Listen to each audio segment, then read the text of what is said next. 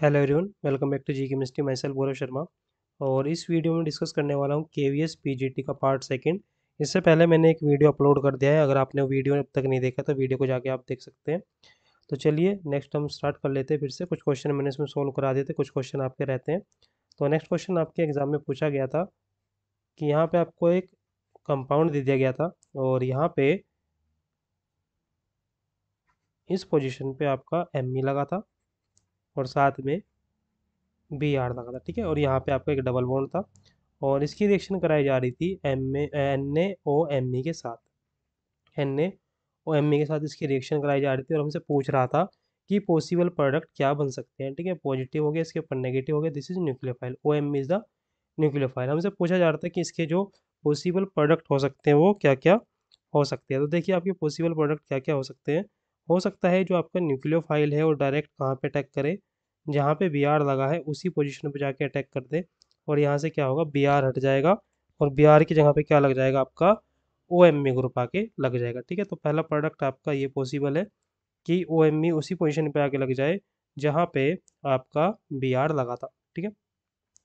दूसरी पॉसिबिलिटी ये है कि ये जो ओ एम ई ग्रुप है ये इस वाली पोजीशन पे अटैक करे और यहाँ से ये डबल बॉन्ड शिफ्ट हो जाए इस पोजीशन पे और यहाँ से क्या रिलीज हो जाए, बी आर रिलीज हो जाए, ठीक है। तो दूसरा ऑप्शन आपका ये भी बन सकता है।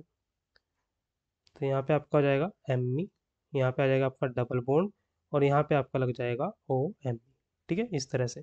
तो इस तरह का ऑप्शन दिया गया था। तो जो पॉसिबल प्रोडक्ट बन सकते हैं, दो प्रोडक्ट बन के आ सकते हैं, ए और बी, ठीक है। दो हमसे पूछ रहे थे कौन से यहाँ पे पॉसिबल प्रोडक्ट बन सकते हैं, तो ए और बी। चलिए नेक्स्ट क्वेश्चन में चलते हैं। नेक्स्ट क्वेश्चन में हमसे पूछ रहा था कि हमको इंक्रीजिंग ऑर्डर में लगाना था, increasing order of boiling point, increasing increasing order of boiling point, order of boiling point. Boiling point की इंक्रीजिंग ऑर्डर में हमको कुछ एलिमेंट्स को लगाना था, कुछ एलिमेंट्स हमको दिए गए थे। तो यहाँ पे जो करेक्ट ऑप्शन इसका था वो हमारा क्या था, आयोडीन का बॉइलिंग पॉइंट ज़्यादा है एज कम्पेयर टू ब्रोमीन, और ब्रोमीन का जो बॉइलिंग पॉइंट है वो ज़्यादा है किससे, क्लोरीन से, ठीक है। तो यहाँ पे आयोडीन का जो बॉइलिंग पॉइंट है वो सबसे ज़्यादा है, फिर ब्रोमीन को और फिर क्लोरीन का। जो आयोडीन है उसका बॉइलिंग पॉइंट 184 होता है डिग्री सेल्सियस, और जो आपका ब्रोमीन होता है उसका आपका बॉइलिंग पॉइंट रहेगा 58 डिग्री सेल्सियस। क्लोरीन का जो बॉइलिंग पॉइंट होता है वो होता है -34 डिग्री सेल्सियस, ठीक है। ये ऑप्शन यहाँ पे क्या हो जाएगा, करेक्ट हो जाएगा। आयोडीन का बॉइलिंग पॉइंट सबसे ज़्यादा रहेगा, उसके बाद ब्रोमीन का और उसके बाद क्लोरीन का, ठीक है। तो ये वाला ऑप्शन वहाँ पे सही था। चलिए नेक्स्ट क्वेश्चन देखिए। नेक्स्ट क्वेश्चन में हमसे पूछ रहा था कि हमको कुछ ट्रांजिशन मेटल दे दी गई थी, कुछ हमें क्या दे दी गई थी, ट्रांजिशन मेटल दे दी गई थी। और उसमें पूछ रहा था कि इसमें से मोस्ट रिएक्टिव मेटल कौन सी है, मोस्ट रिएक्टिव मेटल कौन सी है, ठीक है। मोस्ट रिएक्टिव मेटल कौन सी है, ट्रांजिशन मेटल कुछ दी गई थी। तो जो मोस्ट रिएक्टिव ट्रांजिशन मेटल है वो उस सीरीज के अकॉर्डिंग कौन सी थी, उस क्वेश्चन के अकॉर्डिंग कौन सी थी, जिंक थी, ठीक है। तो जिंक उस क्वेश्चन के अकॉर्डिंग क्या थी, मोस्ट रिएक्टिव मेटल थी, मोस्ट रिएक्टिव मेटल थी। तो जिंक क्या हो जाएगा, इसका सही आंसर हो जाएगा। चलिए नेक्स्ट क्वेश्चन देखिए। नेक्स्ट में हमसे पूछा जा रहा था कि किस मेटल का फोटो इलेक्ट्रिक इफेक्ट सबसे ज़्यादा है, किस मेटल का फोटो इलेक्ट्रिक इफेक्ट सबसे ज़्यादा है, ठीक है। फोटो इलेक्ट्रिक इफेक्ट किसका सबसे ज़्यादा है, तो जो आपकी सीजियम मेटल है, सीजियम जो मेटल है उसको फोटो इलेक्ट्रिक इफेक्ट क्या है, सबसे ज़्यादा था, ठीक है। सीजियम जो मेटल है उसको फोटो इलेक्ट्रिक इफेक्ट क्या होता है, सबसे ज़्यादा है अकॉर्डिंग टू दैट क्वेश्चन। उस क्वेश्चन के अकॉर्डिंग सीजियम जो मेटल है उसका फोटो इलेक्ट्रिक इफेक्ट सबसे ज़्यादा था, ठीक है। चलिए नेक्स्ट क्वेश्चन को देख लेते हैं, और भी क्वेश्चन आपसे पूछे गए थे। और इसके बाद नेक्स्ट क्वेश्चन था, नेक्स्ट क्वेश्चन में हमसे पूछा जा रहा था कि जो आपका किजल्ट हॉल मेथड होता है, ये KHAKJELDAHL, ठीक है, ये मेथड किसके लिए यूज होता है या फिर इसमें क्या बनता है। तो एग्जैक्ट मेरे को अभी याद नहीं है क्या क्या ऑप्शन थे, लेकिन इसमें होता क्या है कि ये क्या बताते हैं, प्रोटीन के बारे में बताते हैं। मेथड किसके लिए यूज होता है, प्रोटीन के लिए यूज होता है, प्रोटीन के लिए मेथड यूज होता है। और ये हमें क्या बताता है कि किसी कंपाउंड के अंदर नाइट्रोजन प्रेजेंट है या नहीं है। ठीक है, तो जो आपका ये टेस्ट होता है, ये मेथड होता है, जनरली किसके बारे में बताता है, किसी प्रोटीन के बारे में बताता है, और वो उन प्रोटीन के बारे में बताता है टेस्ट जिसके अंदर क्या होता है, नाइट्रोजन होता है। ये मेथड कब नहीं लगता, अगर हमारे पास कोई रिंग है, क्या है, कोई रिंग है और उसके अंदर डायरेक्ट नाइट्रोजन क्या है, इंसर्ट है, तब उस केस में इस मेथड को हम यूज़ नहीं करते। ठीक है, तो जो आपका ये मेथड रहेगा किसके लिए यूज़ होता है, प्रोटीन के लिए यूज़ होता है। वो प्रोटीन जिसके अंदर क्या रहेगा, नाइट्रोजन कंटेनिंग प्रोटीन रहेंगी, लेकिन अगर कोई रिंग के अंदर नाइट्रोजन है तब उसके लिए इस मेथड को यूज़ नहीं किया जाता है। ठीक है, तो इस तरह का एक क्वेश्चन वहाँ पे पूछा गया था। चलिए नेक्स्ट क्वेश्चन देख लीजिए। नेक्स्ट क्वेश्चन कुछ हमें इस तरह का दिया गया था। यहाँ पे एक बेंजीन दी गई थी और बेंजीन से एलाइलिक पोजीशन पे यहाँ पे एक एल्कीन लगी हुई थी और इसकी रिएक्शन करा रहा था HBr के साथ। ठीक है, HBr के साथ रिएक्शन करा रहा था, तो HBr के साथ जब रिएक्शन होगी तो क्या बन जाएगा, यहाँ पे क्या बन जाएगा आपका, मार्कोनी रूल हम फॉलो कर देंगे और आपका Br लग जाएगा इस पोजीशन पे और यहाँ पे क्या बन जाएगा आपका CH3 बन जाएगा। ठीक है, इस तरह का क्वेश्चन भी हमसे पूछा गया था। इसके बाद कुछ क्वेश्चन सॉल्यूशन से थे। सॉल्यूशन का अभी एग्जैक्ट मेरे को डाटा याद नहीं है, तो उस क्वेश्चन को मैं अभी नहीं करा रहा हूँ क्योंकि वो उसका डेटा नहीं है, तो एग्जैक्ट आंसर मेरे को याद अभी नहीं है। इसके बाद एक क्वेश्चन कुछ इस तरह का था कि Na2WO4, कुछ इस तरह का क्वेश्चन था। और एक हमको दिया गया था पीबी शायद नाइट्रेट था का होल थराइस, इस तरह से था, PB2NO3 कुछ इस तरह से था। और पूछ रहा था कि अगर पीबी के साथ WO4 लगाया जाएगा तो क्या पॉसिबल प्रोडक्ट बन जाएगा। तो जो पॉसिबल प्रोडक्ट बनेगा वो क्या बनेगा, PbWO4। ठीक है, इस तरह से। ठीक है, इस तरह का एक ऑप्शन वहाँ पे था, फर्स्ट ऑप्शन शायद होता PbWO4। ठीक है, ये वाला हमारा क्या रहेगा, सही आंसर हो जाएगा। ठीक है,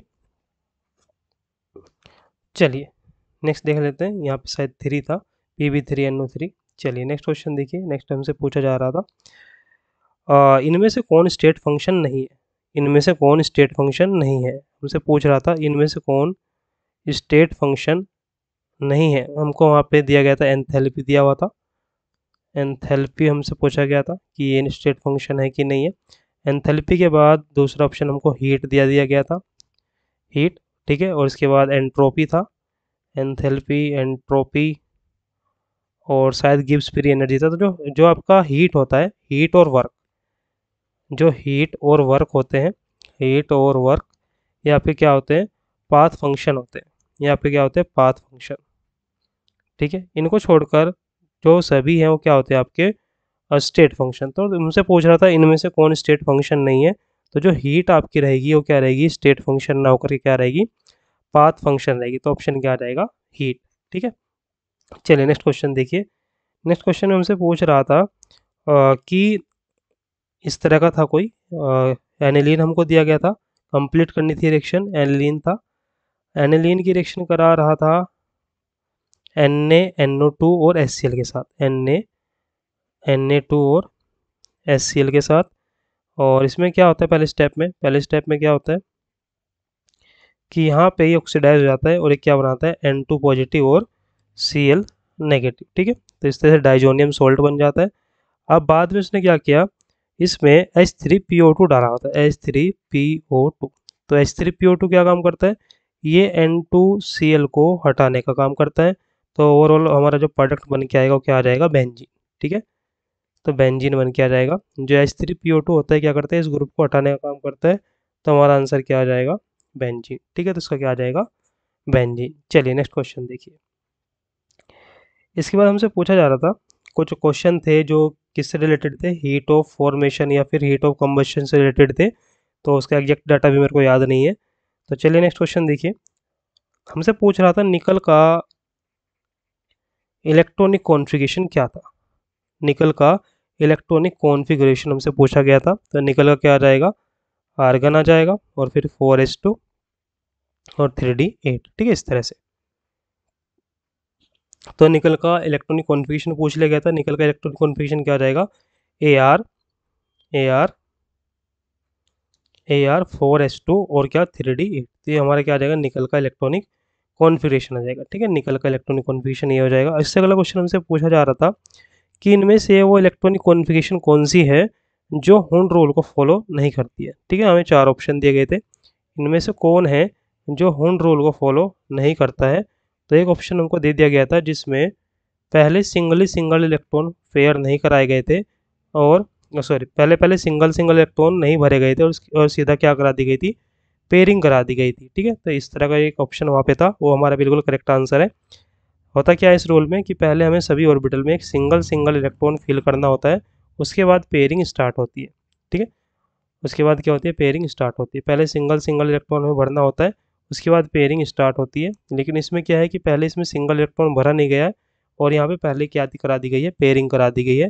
तो ये क्या करता है, हुंड रूल को फॉलो नहीं करता है। ठीक है, इसके बाद एक क्वेश्चन और पूछा गया था हमसे, और उसमें हमें क्या दे दिया गया था, वेवलेंथ दी गई थी, वेवलेंथ दे दी गई थी, और हमसे पूछ रहा था व्हाट इज़ द फ्रीक्वेंसी। ठीक है, वेवलेंथ दे दी गई थी और हमसे पूछ रहा था कि फ्रीक्वेंसी क्या होगी। ठीक है, तो जो फ्रीक्वेंसी आपकी होती है वो क्या होती है, इन्वर्सली प्रोपोर्शनल होती है किसके, लैम्डा के, और इसका जो फॉर्मूला है वो क्या हो जाएगा, सी अपॉन लैम्डा। ठीक है, इस तरह से हो जाएगा आपका सी अपॉन लैम्डा। तो इससे हम क्या निकाल लेंगे, यहाँ से हम क्या निकाल लेंगे, फ्रीक्वेंसी निकाल लेंगे। ठीक है, इस तरह से। इसके बाद नेक्स्ट क्वेश्चन हमसे पूछा जा रहा था कि जो आपका बेंजल्डिहाइड है, कुछ इस तरह का वहाँ पे स्टेटमेंट और उसका आंसर दिया गया था।